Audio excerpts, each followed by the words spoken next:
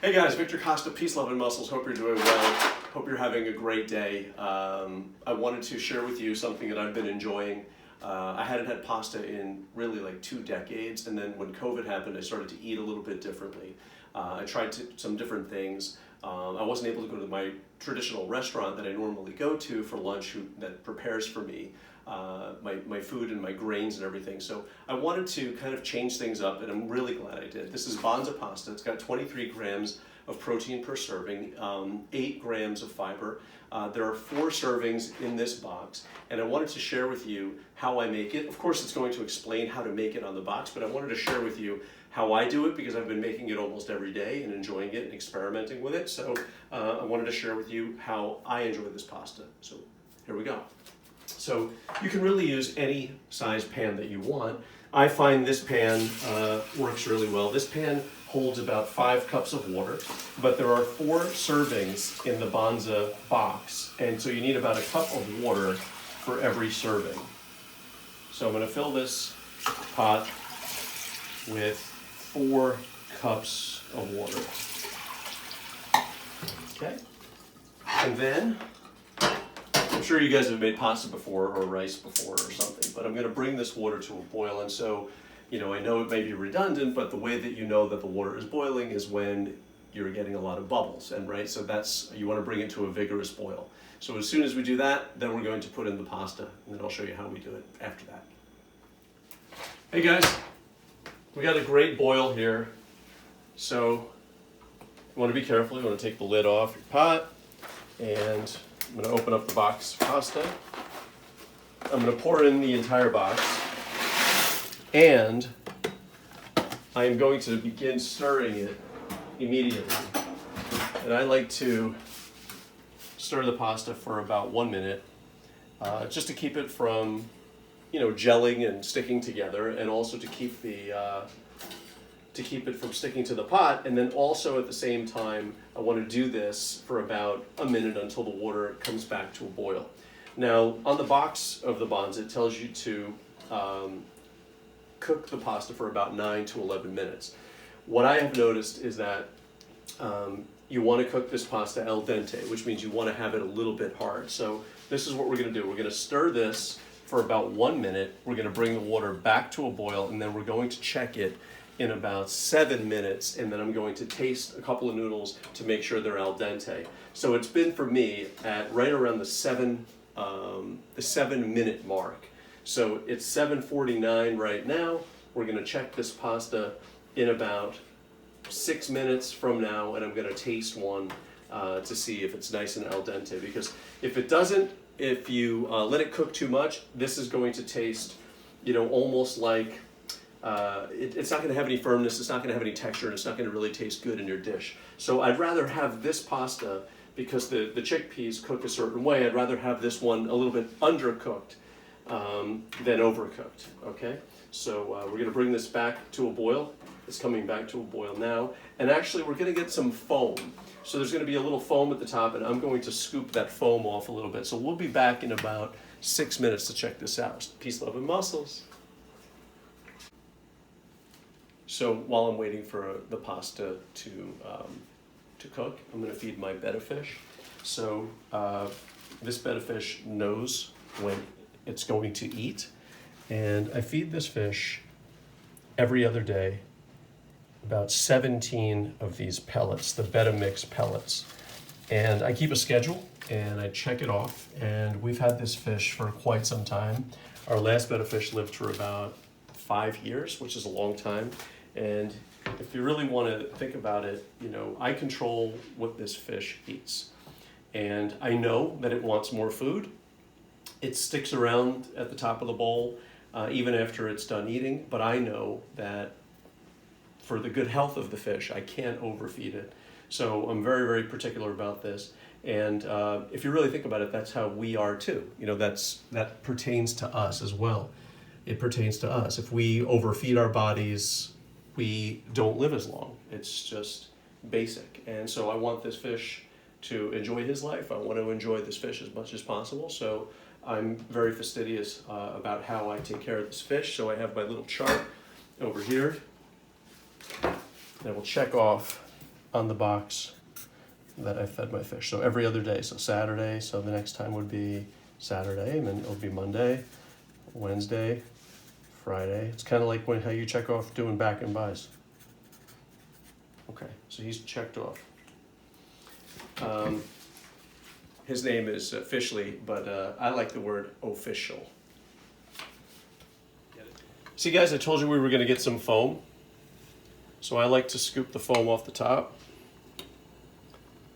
And the box even says, you know, that you're gonna get some foam. I like to just scoop it off the top because I don't want this, you know, sticking to the pasta. I've noticed that sometimes it will stick to the pasta even as you're rinsing it off later on. So I try to get rid of this. You don't have to be that particular, but in another minute or so, we're going to be tasting some of these because that'll be about, I guess, 6 minutes since we started. So I'm gonna get rid of that. Got my fork ready. I'll rinse this out a little bit.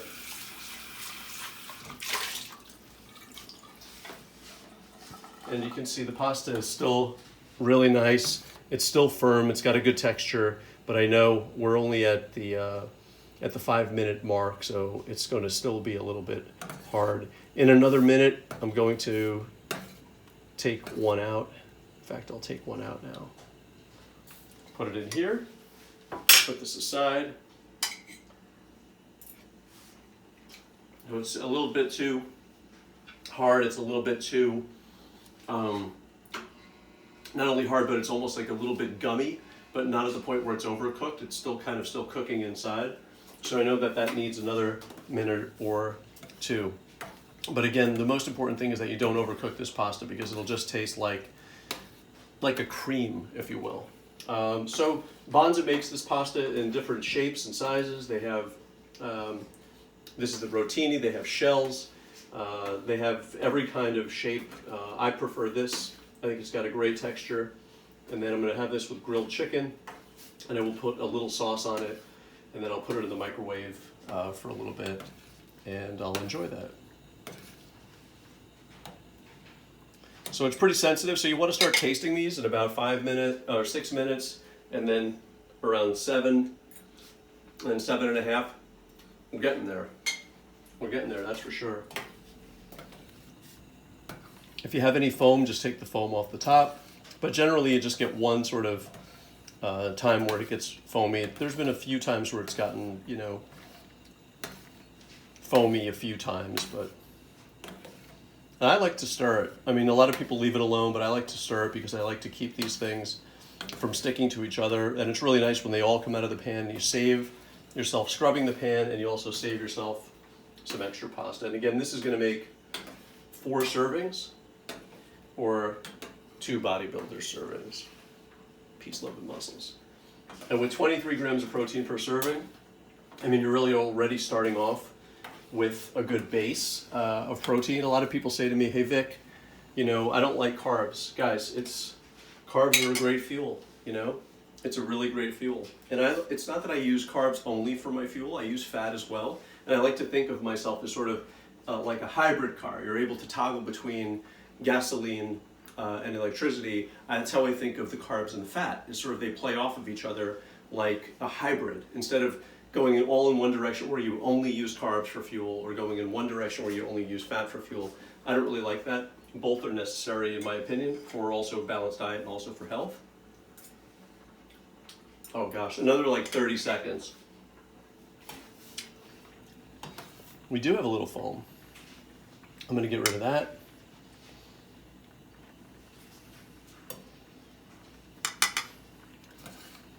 And guys, you don't really have to stir it as much as I do. I like to keep my pasta moving. And that way it cooks evenly, right? Because as you know, some are touching the side of the pan and then some are on the inside. To me, I like to keep this all moving so that they all cook evenly. Oh, I can tell this is we're gonna get there.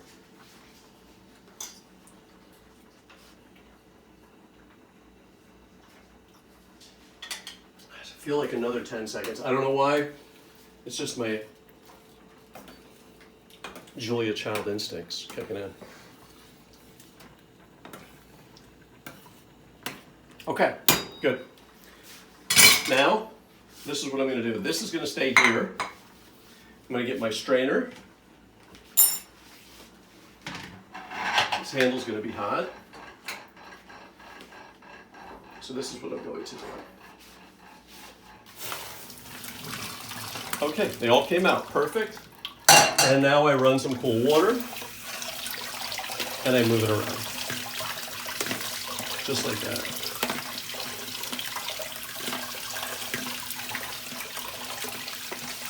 Perfect. This kind of seals the deal, the cold water, keeps them from sticking to each other, and it kind of cools them off. And then I put this back here. And that's how you make Banza pasta, guys. I hope you really try it out. I think it's terrific. Average pasta, it says here, 13 grams of protein, 3 grams of fiber. Banza's 23 grams of protein, 48 net carbs. Regular pasta is 71 net carbs. And for those of you who pay attention to this, this is great. It's low glycemic, gluten-free, non-GMO, vegan.